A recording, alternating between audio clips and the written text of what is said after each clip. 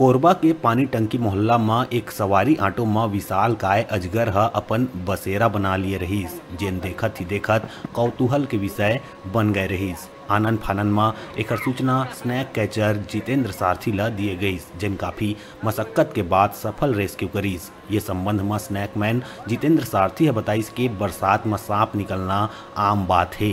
जीव जंतु के सुरक्षा बर संरक्षण अति आवश्यक है। जब भी सांप निकले आम लोगन के संग सबो लोगन एक सूचना वन विभाग ला जरूर देवाए।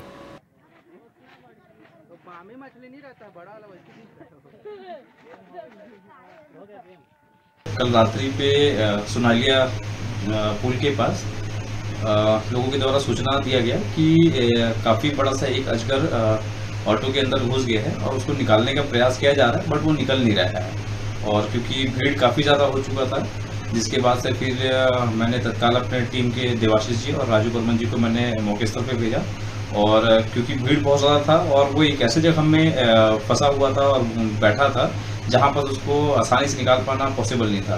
तो करीबन 1 से 1.5 घंटे के मशक्कत के बाद आखिरकार उस अजगर को बाहर निकाला गया और उसके बाद फिर लोगों ने राहत महसूस किया, जिसके बाद से हमने उसको सुरक्षित फिर जंगल पे छोड़ा। पड़ोस के घर में हमारे चाचा बोलते हैं, हम लोग यहीं घूम रहे थे मोहल्ले में, तो खबर आया कि ऑटो में घुस गया है सांप, अजगर सांप।